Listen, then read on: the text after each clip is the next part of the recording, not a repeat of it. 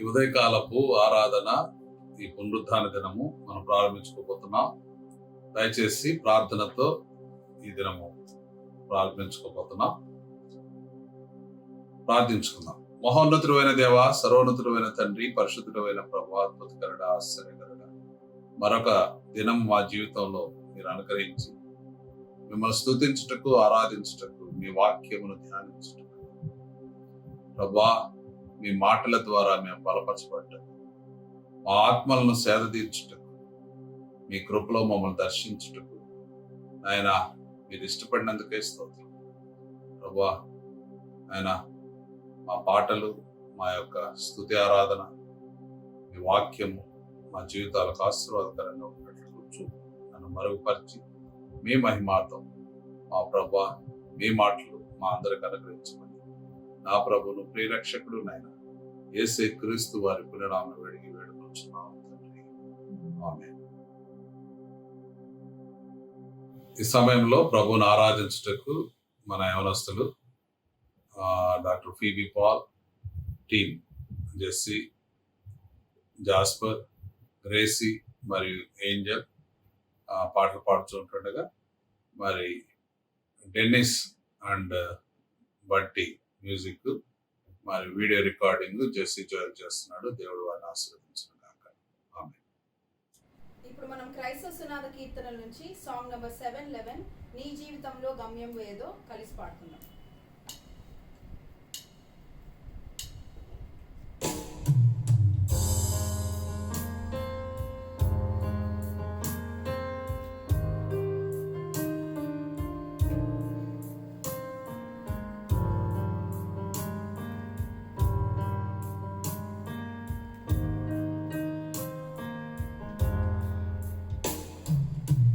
జీవితంలో గమ్యం ఏదో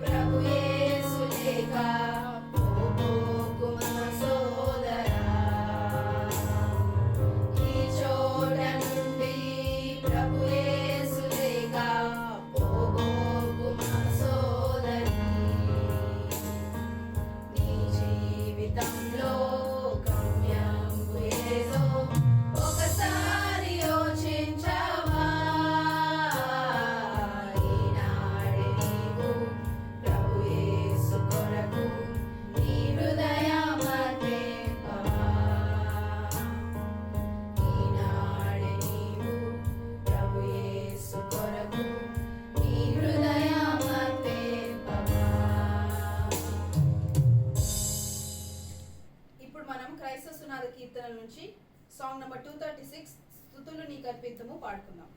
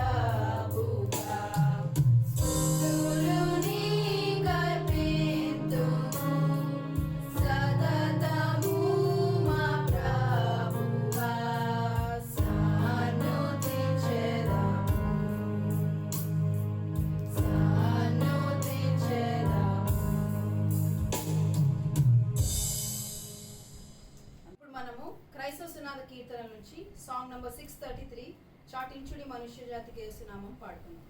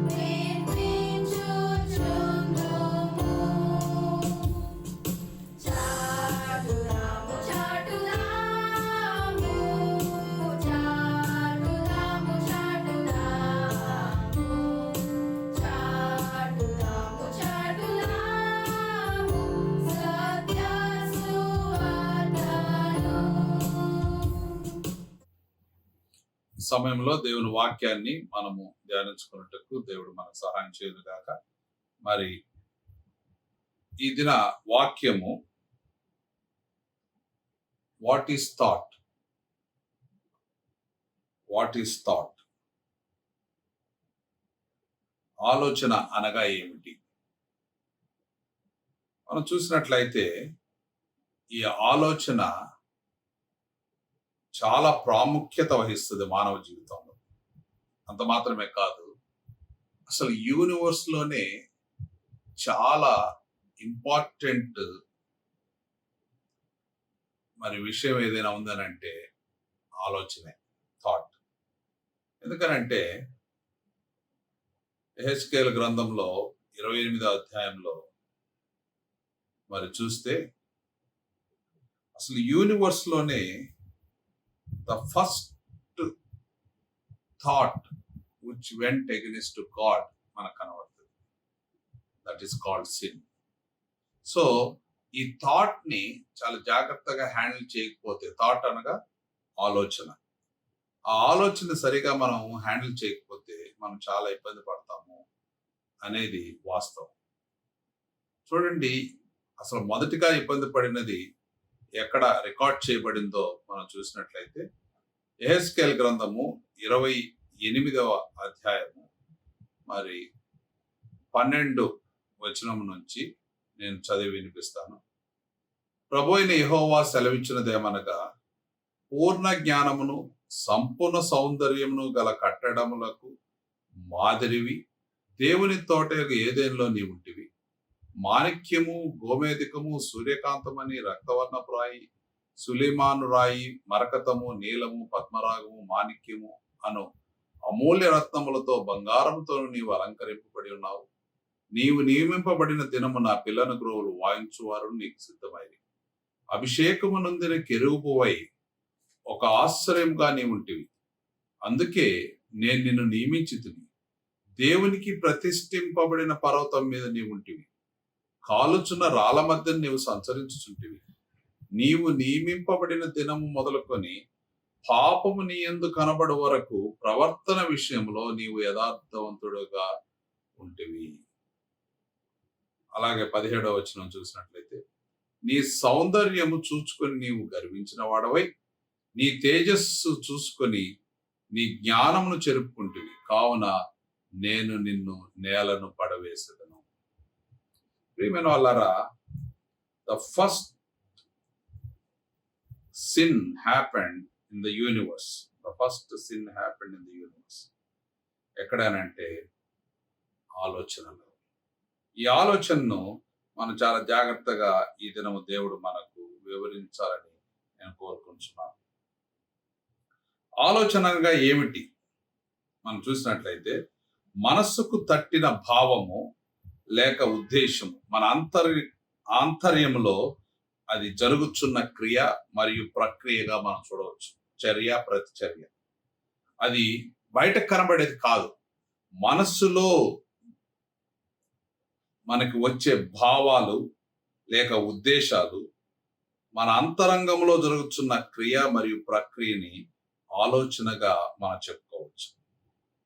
ఎందుకు మనం దీని విషయమై తెలుసుకోవాలని అంటే, ప్రతి మానవునికి, ప్రతి మనిషికి irrespective of the qualification, position, age and caste and creed and country, ప్రతి మనిషికి వారి జీవితంలో ప్రతి దినము లెక్కించలేని ఆలోచనలు వస్తూ ఉంటాయి. అవి కొన్ని ఇష్టముగా రావచ్చు, కొన్ని వారు అనుకున్నవి రావచ్చు, కొన్ని అనుకోకుండా రావచ్చు. కానీ కొన్ని ఎన్నో ఆలోచనలు పుడుతూ ఉంటాయి. ఇవన్నీ కలిసి నీవెవరో తెలియచేస్తాయి. నీ ఆలోచనలే నీవెవరో నీకు తెలియచేస్తాయి. Why it is so important అని అంటే, నీవెవరో తెలియచేసే క్రియ ఏదైనా ఉంది అని అంటే అది నీ ఆలోచన. అందుకే ఈ దినము మన ఆలోచన గురించి చాలా జాగ్రత్తగా చూడాలని దేవుడు కోరుకుంటూ ఉన్నాడు. The first root cause of the thought, మొదటి అంశాన్ని మనం చూసినట్లయితే, మన మూలం, మన ఆలోచనకు మూలం చూసినట్లయితే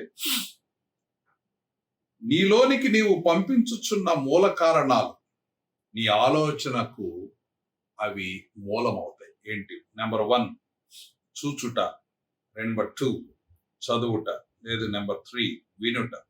అవన్నీ నీలోనికి నీవు పంపిస్తున్న ఇన్పుట్స్. ఈ ఇన్పుట్స్ నీవు పంపించినప్పుడు అవి తయారు కాబడి అవి తీర్మానముగా చేయబడతాయి. సో నీలోనికి నీవు ఏమేం పంపిస్తావు? ఫర్ ఎగ్జాంపుల్, ఒక వ్యక్తిని నీవు చూసావనుకోండి, ఒక వ్యక్తిని నీవు చూస్తున్నావు, నీ మీద నన్ను చూస్తున్నాను. అలా చూసిన వెంటనే మీలో అనేక విషయాలు ఆలోచనలుగా రూపకల్పన చెందుతాయి. అవన్నీ జ్ఞాపకం వస్తాయి. అవి ఒక అంశముగా తయారవుతాయి. ఆ తర్వాత నిర్ణయం చేయబడుతుంది. That is called input, process and output. So మన ఆలోచనని ఈ విధంగా మనం డిఫరెన్షియేట్ చేయొచ్చు. First thing is input, second thing is process, and third one is output. Finally it becomes your reaction. So ఎప్పుడైతే మనము ఫీడింగ్ చేస్తామో మన మైండ్లోకి, చూచుట ద్వారా, చదువుట ద్వారా, వినుట ద్వారా, అది లోపల తయారు కాబడి, ప్రిపేర్ అయ్యి, ప్రాసెస్ అయ్యి, అది తీర్మానం చేయబడి, అది రియాక్షన్ గా మారబోతూ ఉంది. అలా తయారైన కార్యము మరి నీలో నుంచి బయటికి వస్తుంది. అది నీవు నిర్ణయించుకున్నదే, అది నీ ఆలోచనే, అది నీ లోపల ఉన్నది బయటికి ప్రతిస్పందిస్తావు. దాన్నే మరి భావస్పందన లేక ప్రతిస్పందన అంటారు. ఇవి అనేక రకాలుగా ఉండొచ్చు. మరి అది ఒబీడియన్స్ అనేది ఒక ప్రతిస్పందనే, డిజొబీడియన్స్ ఒక ప్రతిస్పందనే, సంతోషము, దుఃఖము, ఆనందము, కోపము, దయ, ఈర్ష్య, అసూయ, ఓర్పు, నేర్పు, గర్వము, ఇవన్నీ నీ ఆంతర్యములో, నీ ఆలోచనలో నుంచి వచ్చిన ప్రతిస్పందనలుగా మనం చూస్తూ ఉన్నాం. కాబట్టి ఎప్పుడైతే అవుట్పుట్ రియాక్షన్ లేక స్పందించున్నావో అది నీ స్వభావముగా మార్చబడుతుంది. నీవు ఇచ్చే అవుట్పుట్టే నీ స్వభావముగా పిలువబడుతుంది. దాన్నే ఇంగ్లీష్ లో మనం ఏమంటామంటే నేచర్ అంటాం. నా నేచర్. చాలాసార్లు మనం అంటాం కదా, మరి అనేక సార్లు మనం ఏం మాట్లాడతాం అంటే, ఇది నా నేచర్, ఇది నా స్వభావం, నా పుట్టుకతో వచ్చింది కాబట్టి అది ఎలా మారుతుంది అని అనుకుంటాం. నిజమే, అది మన నేచర్. అవును, అది నీ వల్ల మార్చుట అసాధ్యం. సో మనలో ఆలోచన పుట్టడానికి మూలముగా ఇంకొక రెండవ భాగం చూస్తే మన శరీరం యొక్క అవసరతలు లేక స్పర్శ. ఇవి కూడా మనలో అనేకమైన ఆలోచనలు పుట్టిస్తాయి. మన శరీరానికి సంబంధించి వాసన అనేక రకాలైన ఆలోచనలు పుట్టిస్తుంది. వేడి, చలి, నొప్పి, ఆకలి, దప్పిక, శరీర బాధ, ఇవన్నీ అనేక ఆలోచనలు పుట్టిస్తాయి. సో మనలో ఆలోచనలన్నీ పుట్టడానికి కారణాలు ఈ ఇన్పుట్స్. అలాగే కోరికలు. ఈ కోరికల్లో కూడా రెండు రకాలు. ఒకటి భౌతికమైన కోరికలు, ఆధ్యాత్మికమైన కోరికలు. ఇవన్నీ కలిపి మనకు ఆలోచనలను రేకెత్తిస్తూ ఉంటాయి. ఈ ఆలోచనలు రాగానే ఇంటర్నల్ గా ప్రాసెస్ అవుతుంది. ఆ ప్రాసెస్ అయిన తర్వాత కొన్ని ఆలోచనలు నీవు బయటికి తీసుకొని వస్తావు. That is called the output. Okay, ఇప్పుడు ఇది సహజంగా ప్రతి మనిషిలో జరిగే మరి ప్రక్రియ. అయితే మన ఆలోచనలను దేవుని వాక్యము ఎలా నియంత్రిస్తుంది అనేది మనం ఈ సమయంలో చూడబోతున్నాం. దేవుని వాక్యం ద్వారా ఎలా నియంత్రించుకోగలం మన యొక్క ఆలోచనలను. ఇక్కడ చూసినట్లయితే రోమీలకు రాసిన పత్రిక 8వ అధ్యాయము 5 నుంచి 10 వరకు మనం చూద్దాం. రోమీలకు రాసిన పత్రిక 8వ అధ్యాయము 5 నుంచి 10వ వచనం వరకు మనం చూస్తే, శరీరానుసారులు శరీర విషయముల మీద మనస్సుంతురు, ఆత్మానుసారులు ఆత్మ విషయముల మీద మనస్సునుంతురు. శరీరానుసారమైన మనస్సు మరణము, ఆత్మానుసారమైన మనస్సు జీవమును సమాధానమునై ఉన్నది. ఏలయనగా శరీరానుసారమైన మనస్సు దేవునికి విరోధమై ఉన్నది. అది దేవుని ధర్మశాస్త్రమునకు లోబడదు, ఏమాత్రమును లోబడనేరదు. కాగా శరీర స్వభావం గలవారు దేవుని సంతోషపరచనేరరు. దేవుని ఆత్మ మీలో నివసించి ఉన్న యెడల మీరు ఆత్మ స్వభావము గలవారే గాని శరీర స్వభావము గలవారు కారు. ఎవడైనా క్రీస్తు ఆత్మ లేని వాడైతే వాడాయన వాడు కాడు. క్రీస్తు మీలో ఉన్న యెడల మీ శరీరమునకు పాపం విషయమై మృతమైనది కానీ మీ ఆత్మ నీతి విషయమై జీవము కలిగి ఉన్నది. చూడండి, మన ఆలోచనను నియంత్రించే విధానము దేవుని వాక్యం ఏం చెప్తుందనంటే, మన ఆలోచన మన మనస్సులో నుంచి వస్తూ ఉంటుందనేది తెలుస్తుంది. మన మనస్సు, ఈ మనస్సు దేవుని యొక్క విధానాలను, దేవుని వాక్యాన్ని అనుసరించి ఆలోచించాలి. దేవుని వాక్యాన్ని అనుసరించి మన మనస్సు ఏ విధంగా ఉండాలని వాక్యం చెప్తుందంటే, శరీరానుసారులు శరీర విషయముల మీద మనస్సు ఉంటుంది. సపోజ్ శరీర విషయములు మనకి ఏమో స్పష్టంగా తెలుసున్నాయి. సో మన మనస్సు దేని మీద ఫోకస్ అవుతుంది? ఏ ఏ విషయముల మీద మన మనస్సు ఫోకస్ అవుతుందో వాటినే మన ఆలోచనలుగా మారిపోతూ ఉంటాయి. కాబట్టి మన జీవితంలో మనము శరీరానుసారులముగా అట్టి మనస్సు కలిగి మనం జీవించు వారముగా నిర్ణయించుకున్నట్లయితే దేవుని ఆత్మ మనలో కార్యమును చేయడానికి అవకాశం లేదు. అందుకే అంటున్నాడు, శరీర స్వభావం గలవారు దేవుని సంతోషపరచలేరు. మనం ఒకవేళ శరీర స్వభావం కలిగిన వారంగా అట్టి మనస్సుతోటి జీవించుతున్నట్లయితే మనము దేవుని సంతోషపరచలేము. అందుకే దేవుడు అంటున్నాడు, దేవుని ఆత్మ మనలో నివసించిన యెడల ఆత్మ స్వభావము గలవారుగా మనము ఉండాలి కానీ శరీర స్వభావం గలవారుగా మనము ఉండకూడదు. కాబట్టి దేవుని వాక్యం సెలవిచ్చినట్లు, క్రీస్తు మీలోనున్న యెడల, యేసు ప్రభు వారు మనలో ఉన్న యెడల, ఒక విశ్వాసిగా నీ జీవితంలో నీవు రక్షింపబడిన దినమున యేసయ్య నీలోనికి వచ్చిన తరువాత మనము శరీర విషయమై మృతమైన వారముగా ఉండాలి.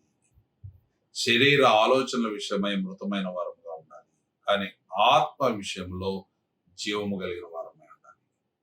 కాబట్టి ప్రియమైన వాళ్ళరా, దేవుని బిడ్డలమైన మనము మన జీవితాల్లో మన యొక్క ఆలోచనలను దైవాత్మ ద్వారా నియంత్రించుకునే వారంగా మనం ఉండకపోతే మన జీవితంలో దేవుని యొద్ద నుంచి మెప్పు వచ్చే అవకాశము లేదు.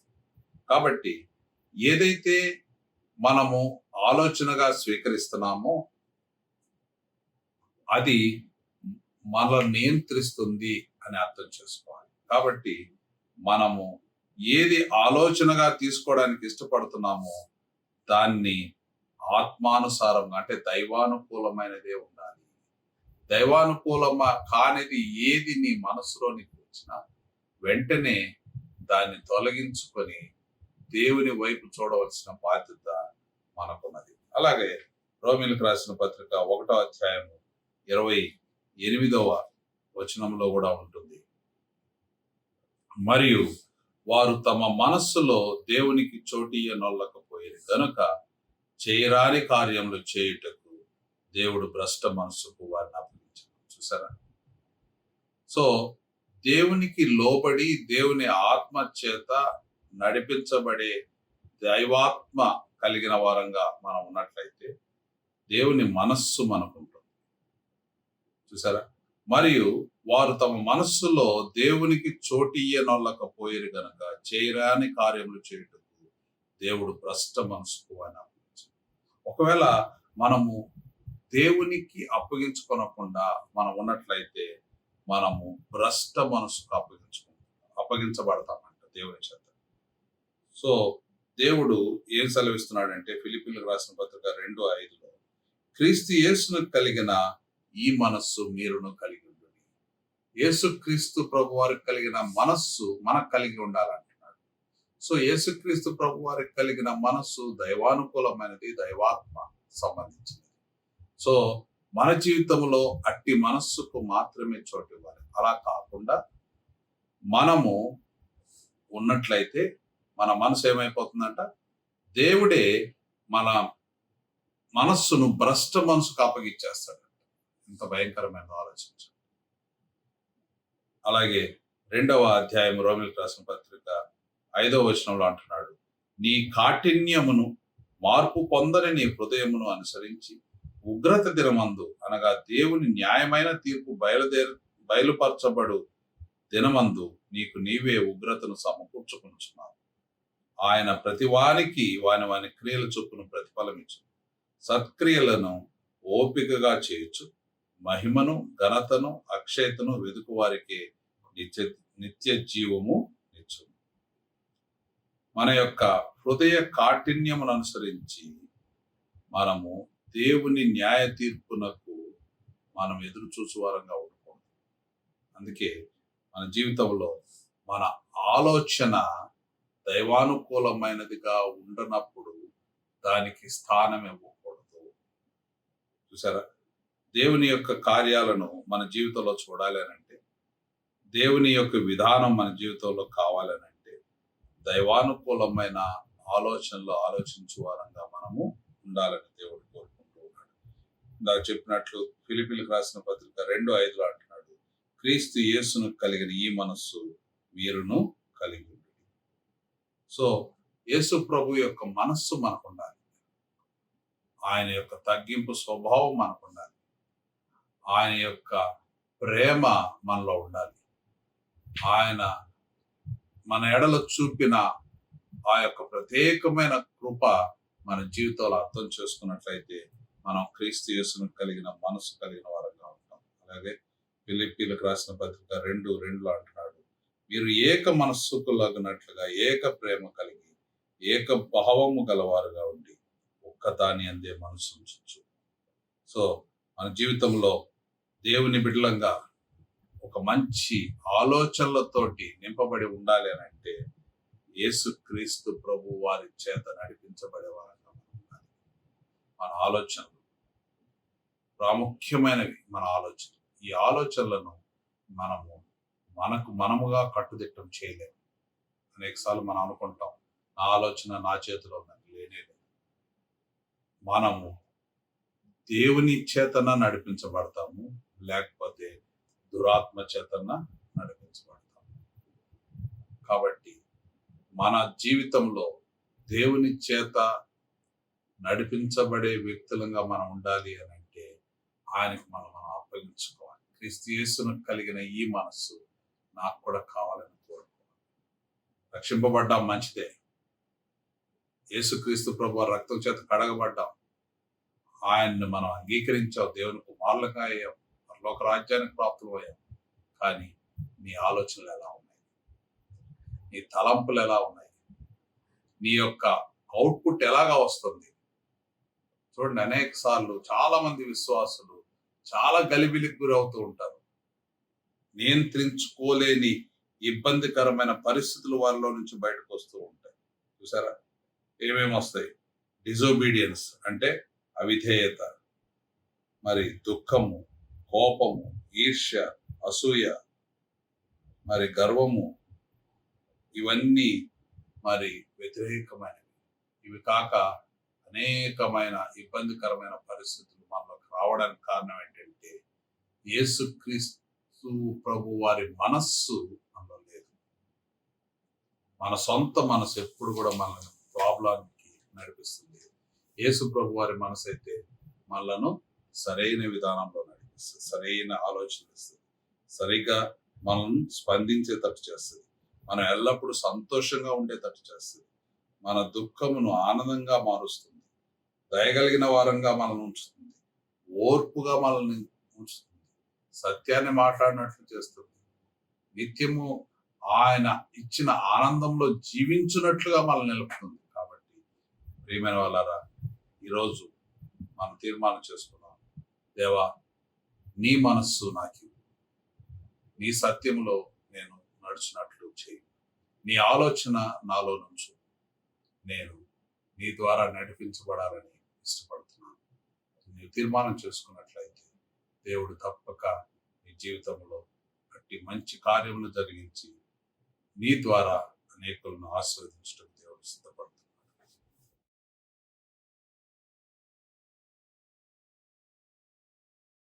ఈ సమయంలో చందా కొరకు మనకు పాట పాడుతూ పోతున్నారు. మరి మనం నిర్ణయించుకున్న దాని ప్రకారము చందా ఈ సమయంలో ప్రభు సన్నిధిలో సమర్పించుకుందాం. దేవుడు మనల్ని ఆశీర్వదించిన గాక. ఇప్పుడు మనం కానుకల నిమిత్తము పాట పాడుకుందాం.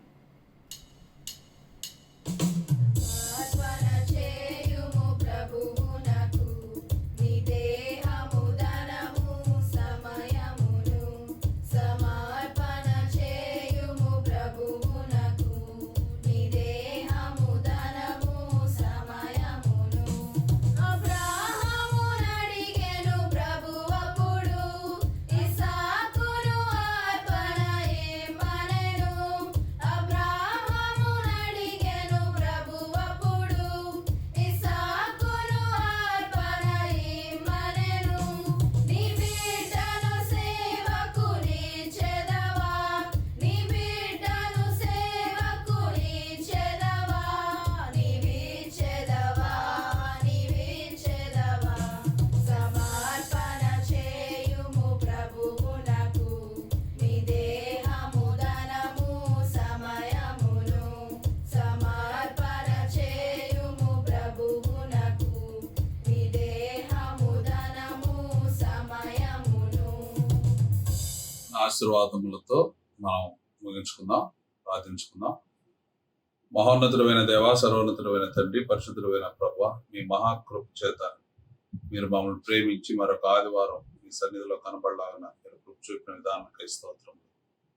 గతించిన కాలం అంతే మీరు కాచి కాపాడి నడిపించిన విధానానికి స్తోత్రం. నాయన, ఈ సమయంలో ప్రత్యేకించి ఈ దినము మీ వాక్యం ద్వారా మేము బలపరచబడినట్లు మమ్మల్ని ఆశీర్వదించమని వేడుకొంచున్నాం. ప్రభువా, మీ మహిమాతో మా జీవితాలు భద్రపరచండి, బలపరచండి, ఆశీర్వదించండి, మేలుతో నింపి నడిపించండి. నాయన, ఇచ్చిన నాయన కానుకలను మీరు ఆశీర్వదించండి, ప్రతి హస్తాన్ని ఆశీర్వదించమని, మీ మహిమాతో నిలబెట్టమని, మీకే ఘనత మహిమ ప్రభావం కలిగించుకుందని నా ప్రభువును ప్రియరక్షకుడు నాయన యేసయ్య నామమున అడిగి వేడుకొంచున్నాము తండ్రి. ఆమేన్. పరమ తండ్రి అయిన దేవుని ప్రేమయు, కుమారుడైన యేసుక్రీస్తు వారి కృపయు, పరిశుద్ధాత్మ దేవుని అన్యోన్య సహవాసము సన్నిధానం చేరవచ్చిన మనకు, మన కుటుంబాలకు ఇప్పుడు ఎల్లప్పుడు సదాకాలం తోడేండి నడిపించునుగాక.